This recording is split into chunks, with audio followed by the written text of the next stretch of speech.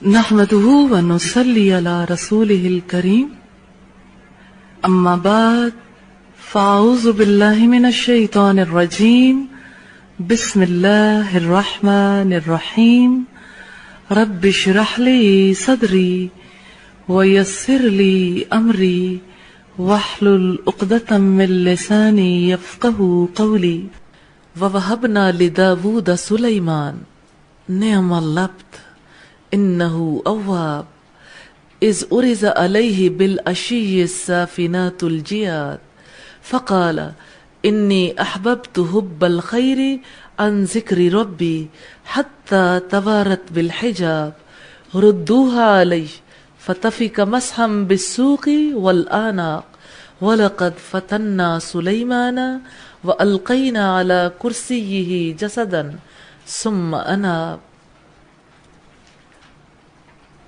داؤد علیہ السلام کو ہم نے سلیمان جیسا بیٹا عطا کیا، بہترین بندہ، کثرت سے اپنے رب کی طرف رجوع کرنے والا۔ حضرت سلیمان بن داؤد ایک عظیم سلطنت کے حکمران تھے۔ اللہ تعالیٰ نے حضرت سلیمان علیہ السلام کی شان میں کیا بات کہی ہے کہ ہم نے سلیمان جیسا بیٹا عطا کیا۔ کس کو؟ حضرت داؤد علیہ السلام کو۔ اور وہ کیسا فرد ہے؟ نعم العبد، کیا ہی اچھا بندہ۔ اللہ اپنے بندے کی تعریف میں رطب اللسان ہے، بہترین بندہ، دا بیسٹ۔ کیا بات ہے حضرت سلیمان کی، نعم العبد، بہت اچھا بندہ۔ انہ اواب، کثرت سے اپنے رب کی طرف رجوع کرنے والا۔ انسان پریشان ہو، مصیبت میں ہو، کسی آفت میں ہو تو فطرت کا تقاضا بن جاتا ہے، خود ہی انسان رب کی طرف رجوع کرتا ہے کہ انسان کو کوئی پناہ چاہیے ہوتی۔ جب انسان پر اللہ کا بڑا کرم ہو، مالی وسعت ہو، اقتدار ہو، بڑی حکومت ہو، ہوائیں مسخر ہوں، جنات مسخر ہوں، تانبا پگھلا ہوا ہو سامنے اور اتنا وسیع اقتدار ہو، اس وقت انسان کی صورتحال بدل سکتی ہے۔ لیکن اللہ نے کہا نعم العبد، کیا بات ہے، سلیمان کی تو کیا ہی بات ہے، بہت اچھا بندہ۔ انہ اواب، اور اچھائی کیا ہے؟ اچھائی ان کی یہ ہے کہ کثرت سے اپنے رب کی طرف رجوع کرنے والے، ہر معاملے میں رب کی گائیڈنس لیتے، رب کی طرف رجوع کرتے ہیں، رب کی یاد کے ساتھ زندگی بسر کرنے والے ہیں۔ قابل ذکر ہے وہ موقع جب شام کے وقت اس کے سامنے خوب سدھائے ہوئے تیز رو گھوڑے پیش کیے گئے تو اس نے کہا میں نے اس مال کی محبت اپنے رب کی یاد کی وجہ سے اختیار کی ہے۔ یہاں تک کہ جب وہ گھوڑے نگاہ سے اوجھل ہو گئے تو اس نے حکم دیا کہ انہیں میرے پاس واپس لاؤ۔ پھر لگا ان کی پنڈلیوں اور گردنوں پر ہاتھ پھیرنے، اور دیکھو سلیمان کو بھی ہم نے آزمائش میں ڈالا اور اس کی کرسی پر ایک جسد لا کر ڈال دیا، پھر اس نے رجوع کر لیا۔ یہ حضرت سلیمان علیہ السلام ہیں جو ایک سلطنت کے مالک ہیں، جن کے بارے میں ہم جانتے ہیں کہ ان کی فوجی قوت بے مثال تھی، اور یہ اللہ کے ایسے نبی ہیں جن کو اللہ نے اقتدار عطا کیا تو انہوں نے مملکت کی سرحدیں بڑھائیں اور دنیا والوں کے پاس اپنے اس پیغام کو بھیجا جو پیغام رب کی دعوت سے متعلق تھا، جیسے ملکہ سبا کو بھیجا پیغام۔ حضرت سلیمان علیہ السلام کے بارے میں رب نے بتایا کہ ان کے سامنے تیز رو گھوڑے پیش کیے گئے۔ تیز رو گھوڑے کیوں پیش کیے گئے؟ حضرت سلیمان نے گھوڑے کیوں رکھے تھے؟ ان کی ریس کیوں کروائی؟ ریسز تو آج بھی ہوتی ہیں گھوڑوں کی اور بڑی شرطیں لگتی ہیں، تو کیا فرق ہے حضرت سلیمان علیہ السلام کی گھوڑ دوڑ میں اور آج کی گھوڑ دوڑ میں؟ حضرت سلیمان علیہ السلام نے گھوڑے پالے تھے جہاد کے لیے، فوجی مقاصد کے لیے، اور آج گھوڑے پالے جاتے ہیں اپنے نام کو بلند کرنے کے لیے، عیاشی کے لیے، دل لگی کے لیے۔ تو ڈفرنس بہت ہے سوچ میں، اپروچ میں۔ تو یہ ایک گھڑ دوڑ ہے، خوب سدھے ہوئے تربیت یافتہ گھوڑے پیش کیے گئے، یہاں تک کہ گھوڑے دوڑے اور اس منظر میں گم ہو گئے. ایک دم انہوں نے اتنا تیز موو کیا، پتہ ہی نہ چلا گھوڑے کہاں گئے. پھر بھاگتے بھاگتے دوبارہ واپس آ گئے. یہ ایک ایسا منظر ہے جو ہمیشہ انسان کو بہت متاثر کرتا ہے. انسان اس سے اثر قبول کرتا ہے، اور جانتے ہیں کیسا اثر ہوتا ہے؟ انسان کے اندر سے فخر، تکبر پھوٹتا ہے، انسان غرور میں مبتلا ہو جاتا ہے. اور اس طرح ہم دیکھتے ہیں کہ حضرت سلیمان علیہ السلام بھی ہیں، گھوڑے تو ان کے بھی بھاگے ہیں، لیکن اس منظر میں وہ اپنے رب کو یاد کرنے لگ گئے. فخر کی بجائے ذکر ہے، اللہ کی یاد ہے. انہوں نے کہا یہ گھوڑے اپنی شان دکھانے کے لیے میں نے پسند نہیں کیے، اس مال کو میں نے اپنی ذات کی خاطر نہیں رکھا، رب کی محبت میں، رب کی یاد کے لیے، صرف اللہ کے لیے پسند کیے ہیں. حضرت سلیمان علیہ السلام کو گھوڑوں کی شکل میں اللہ کی عظیم کاریگری نظر آئی کہ یہ اللہ نے کیسا جانور بنایا ہے، وفادار بھی ہے، اور پھر اس سے ہم باربرداری کا کام لیتے ہیں، اور ان کو پالیں تو دیکھیں مالک کے ایک اشارے پہ ایسی ایڑ لگاتے ہیں، یوں منٹوں میں غائب ہو جاتے ہیں. تو حضرت سلیمان علیہ السلام کیا کہتے ہیں کہ ان گھوڑوں کی محبت، اس مال کی محبت میں نے اپنے رب کی یاد کی وجہ سے اختیار کی ہے. فقال انی احببت حب الخیر. تو آپ دیکھیں کہ جو شخص بھی مال سے دلچسپی رکھتا ہے اسے جان لینا چاہیے یہ اینگل ہے مال سے محبت رکھنے کا، اپنے رب کی یاد کی وجہ سے، رب کے کام میں لانے کے لیے. حتی توارت بالحجاب، یہاں تک کہ جب وہ گھوڑے نگاہ سے اوجھل ہو گئے، ردوها علیہ، تو اس نے حکم دیا انہیں میرے پاس واپس لے آؤ. فتفق مسحا بالسوق والآناق، پھر لگا ان کی پنڈلیوں اور گردنوں پر ہاتھ پھیرنے. یہ بھی گھوڑے پالنے والوں کا خاص انداز ہوتا ہے اپریشیٹ کرنے کا، اور گھوڑے بھی بہت اچھا فیل کرتے ہیں. کبھی گھوڑوں کو دیکھیں جب ان کے مالک ان کے گردنوں پر ہاتھ پھیرتے ہیں، تھپکی دیتے ہیں، تو وہ دم کیسے ہلاتے ہیں، اس وقت اپنے منہ کو کیسے بار بار ادھر ادھر کرتے ہیں، خوشی کے مارے پھولے نہیں سماتے گھوڑے. تو حضرت سلیمان علیہ السلام نے ان کی گردنوں پر اور ان کی پنڈلیوں پر ہاتھ پھیرا. تو اللہ تعالیٰ کہتے ہیں وَلَقَدْ فَتَنَّا سُلَيْمَانَ، دیکھو سلیمان کو بھی ہم نے آزمائش میں ڈال دیا. نبی صلی اللہ علیہ وسلم کو تسلی دی جا رہی ہے. پہلے حضرت داؤد علیہ السلام کے بارے میں بتایا، ہم نے اسے بھی آزمایا تھا. پھر حضرت سلیمان علیہ السلام کے بارے میں بتایا، دیکھو ہم نے انہیں بھی آزمایا تھا. آزمائش تو ہوا ہی کرتی ہے. تو اے نبی، اگر تمہاری آزمائش ہو رہی ہے نئی بات نہیں ہے. اصبر علی ما یقولون، صبر کرو جو کچھ وہ کہتے ہیں. تو حضرت سلیمان علیہ السلام کے رویے سے ہمیں کیا پتہ چلتا ہے؟ مومن ہر چیز میں اللہ کی شان دیکھتا ہے، اللہ کی بڑائی کو دیکھتا ہے، اپنی بڑائی نہیں. حالانکہ دنیا میں جہاں کہیں گھوڑے پالے جاتے ہیں، جہاں کہیں بھی ہم دیکھیں ایسی چیزیں رکھی جاتی ہیں اپنی بڑائی کے اظہار کے لیے. اچھی سواریاں آج بھی دیکھیے، اچھی سواری پر جھکاؤ کتنا ہوتا ہے طبیعت میں، اور تکبر کتنا ہوتا ہے. یہ فرق ہے، یہ ڈفرنس ہے. مال کے جو برے اثرات ہیں ان سے حضرت سلیمان بچے ہوئے تھے، مال کی وجہ سے تکبر اور غرور میں مبتلا نہیں ہوئے. دیکھو سلیمان کو بھی ہم نے آزمائش میں ڈالا، اور اس کی کرسی پر ایک جسد لا کر ڈال دیا.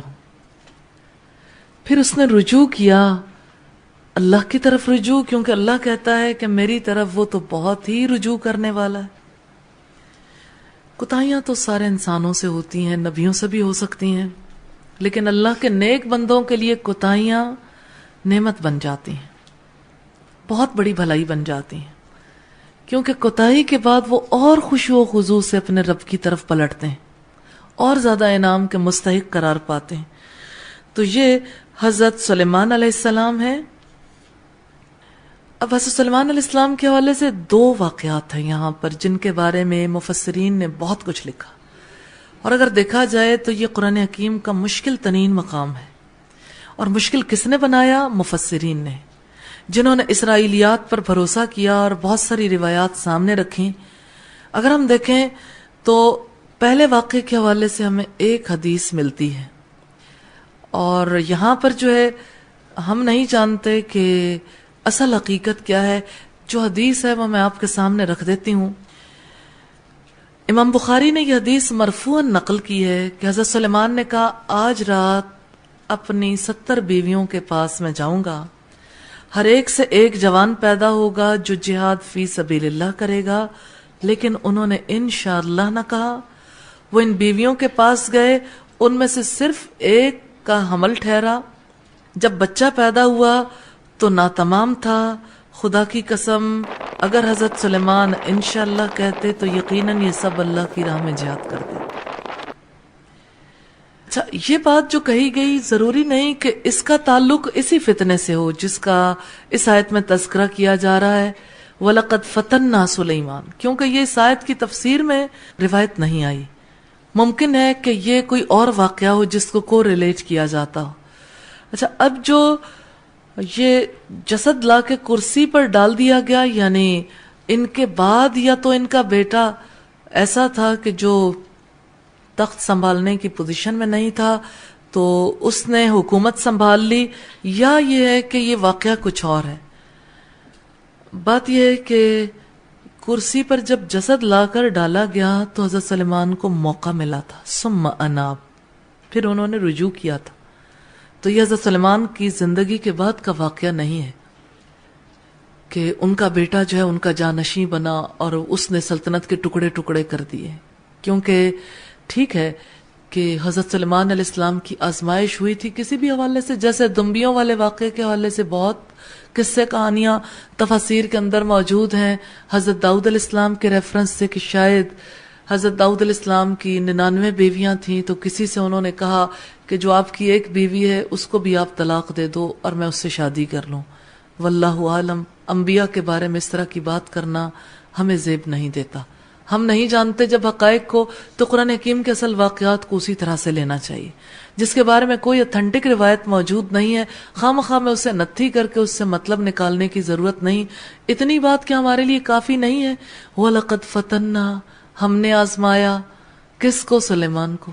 تو ٹھیک ہے، اللہ نے ایک آزمائش میں مبتلا کیا جس کا تعلق کس چیز سے تھا؟ وَأَلْقَيْنَا عَلَى كُرْسِيِّهِ جَسَدًا ثُمَّ أَنَابَ، تو اس کی کرسی پر ایک جسد لا کر ڈال دیا، پھر اس نے رجوع کر لیا. تو اس طرح سے ہمیں پتہ لگتا ہے کہ کوئی ایسا واقعہ تھا جس کا تعلق حضرت سلیمان علیہ السلام کے اقتدار سے تھا. وہ بادشاہ تھے، کوئی نہ کوئی ایسا واقعہ اس سے متعلق ہے، لیکن کوئی صحیح واقعہ، کوئی صحیح روایت اس کی تصدیق نہیں کرتی. اچھا، ایک تو یہ واقعہ ہے. دوسرا واقعہ وہ ہے جس میں گھوڑوں کے فتنے کا ذکر کیا گیا ہے کہ ان کے سامنے گھوڑے پیش کیے گئے اور غروب سے قبل جو عبادت وہ کیا کرتے تھے وہ قضا ہو گئی.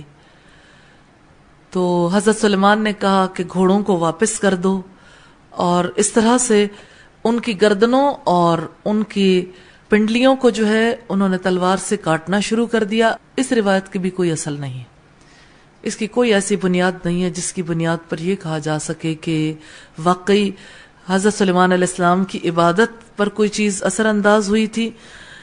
یہاں سے تو ہمیں یہی پتا چل رہا ہے کہ جب وہ گھوڑے لوٹ کے آئے ہیں، ردوها علی، انہیں واپس لوٹا لاؤ. فتفق مسحا بالسوق والاعناق، جب وہ واپس آئے تو تھپکی دی. جب وہ واپس آئے تو پھر پتا لگا کہ ان کی گردنوں پر ہاتھ پھیرا، تلوار نہیں پھیری.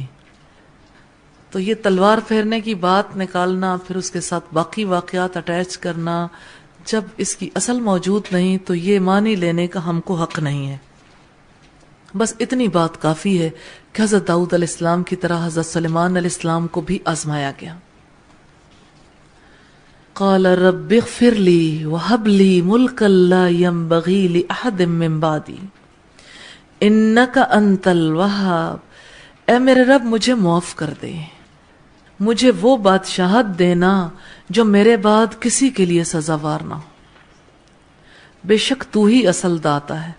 یہ ہیں حضرت سلیمان علیہ السلام جو بادشاہت کی دعا کرتے نظر آتے ہیں. اس سے پتہ لگتا ہے کہ بادشاہت کو طلب کرنا گناہ نہیں ہے اگر وہ اللہ کے دین کی سربلندی کی خاطر ہو. اے میرے رب مجھے معاف کر دے. ایک بادشاہ کے سامنے سر جھکائے اپنی پیشانی رکھے پڑا ہوا ہے.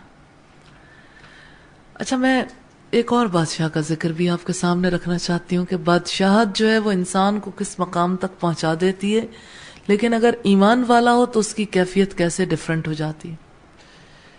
ہارون الرشید کے بارے میں ہمیں یہ ملتا ہے کہ جس وقت وہ دنیا سے جانے لگا تو اپنے آپ کو ایک بوریے پہ لٹا لیا. درد کی، تکلیف کی اتنی شدت تھی، اس موقع پر اس نے کہا کہ اے وہ جس کی بادشاہت لازوال ہے، اس پر رحم کر دے جس کی بادشاہت جا رہی ہے. لیکن یہ الفاظ آخری وقت کے ہیں. تو حضرت سلیمان علیہ السلام جو ہیں وہ کیا کہتے ہیں کہ اے میرے رب مجھے معاف کر دے، مجھے وہ بادشاہت دے جو میرے بعد کسی کے لیے نہ ہو. تو اس کا مطلب بادشاہت کے فتنے کو حضرت سلیمان اچھی طرح سمجھ گئے تھے کہ اس میں انسان کے لیے اپنے آپ کو حق پر، دین پر، ایمان پر قائم رکھنا انتہائی مشکل ہو جاتا ہے. ایسی بادشاہت جو میرے بعد کسی کے لیے سزاوار نہ ہو، بے شک تو ہی تو اصل داتا ہے. یہاں سے ہمیں یہ پتہ چلتا ہے کہ حضرت سلیمان علیہ السلام سے کوئی اجتہادی غلطی ہو گئی تھی، کوئی ایسی غلطی تھی جس کی وجہ سے حقیقت جب ان کے سامنے واضح ہو گئی تو وہ اللہ کی طرف متوجہ ہو گئے اور اللہ نے ان سے درگزر فرمایا، ان کو عظیم سلطنت عطا فرمائی، غیر معمولی اختیارات دیے جو حضرت سلیمان کے بعد پھر نہیں دیے گئے. فَسَخَّرْنَا لَهُ الرِّيحَ تجری بِأَمْرِهِ رُخَاءً حَيْثُ أَصَابَ وَالشَّيَاطِينَ كُلَّ بَنَّاءٍ وَغَوَّاصٍ وَآخَرِينَ مُقَرَّنِينَ فِي الْأَصْفَادِ هَذَا أَتَاؤُنَا فَامْنُنْ أَوْ أَمْسِكْ بِغَيْرِ حِسَابٍ وَإِنَّ لَهُ عِندَنَا لَزُلْفَىٰ وَحُسْنَ مَآبٍ. ہم نے اس کے لیے ہوا کو مسخر کر دیا جو اس کے حکم سے نرمی کے ساتھ چلتی تھی جدھر وہ چاہتا تھا، اور شیاطین کو مسخر کر دیا. ایسا فیل ہوتا ہے کہ حضرت سلیمان علیہ السلام کی بادشاہت شاید ابتدا میں مختلف تھی، اور اس واقعے کے بعد جب انہوں نے اللہ سے بہت کثرت سے توبہ کی تو اللہ نے خصوصی نعمتیں جو عطا کی اس میں یہ نعمت تھی فَسَخَّرْنَا لَهُ الرِّيحَ، کہ اس کے لیے ہوا کو مسخر کر دیا. اور مسخر کرنے کا انداز کیا تھا کہ حضرت سلیمان علیہ السلام کے تجارتی قافلے جدھر کو جانا چاہتے تھے انہیں ہوا موافق ملتی تھی، کیونکہ بادبانی جہاز چلتے تھے اس دور میں. اس کے حکم سے نرمی کے ساتھ چلتی تھی جدھر وہ چاہتا تھا، یعنی جدھر بھی وہ جانا چاہتا اس کے لیے ہوا ریزسٹنس نہیں پیدا کرتی تھی، بلکہ اس کی بجائے ہوا مسخر تھی، سازگار تھی. اچھا، دوسری جو اللہ نے عنایت کی وہ کیا ہے؟ شیاطین کو مسخر کر دیا، ہر طرح کے معمار. اب یہ شیاطین کی قسمیں، معمار یعنی انجینئرز جو تھے، اور غوطہ خور یعنی جو سمندروں کی تہوں سے جا کر بہت کچھ نکال کے لاتے تھے، اور دوسرے جو پابند سلاسل تھے. پابند سلاسل سے کیا مراد ہے؟ وہ خدمت گار شیاطین جو اپنی شرارت سے رک نہیں سکتے تھے، ان کے پاس پاورز بہت تھیں، اس لیے ہر وقت انہیں باندھ کے رکھا جاتا. اور دوسرے جو پابند سلاسل تھے، ہم نے اس سے کہا یہ ہماری بخشش ہے، تجھے اختیار ہے، جسے چاہے دے اور جس سے چاہے روک لے، کوئی حساب کتاب نہیں. یعنی ہماری بخشش ہے، آپ اگر کسی کو عطا کرتے ہو تو محاسبہ نہیں ہوگا، اور آپ اگر کسی کو رہا کرتے ہو تب بھی آپ سے کوئی پوچھ نہیں ہوگی. تو یہاں سے ہمیں معلوم ہوتا ہے کہ اللہ تعالیٰ نے جو قوتیں عطا کی تھیں وہ قوتیں ایسی تھیں جس پر حضرت سلیمان علیہ السلام کا پورا پورا اختیار تھا. تو اللہ نے کہا کہ یقیناً اس کے لیے ہمارے ہاں تقرب کا مقام اور بہترین انجام ہے.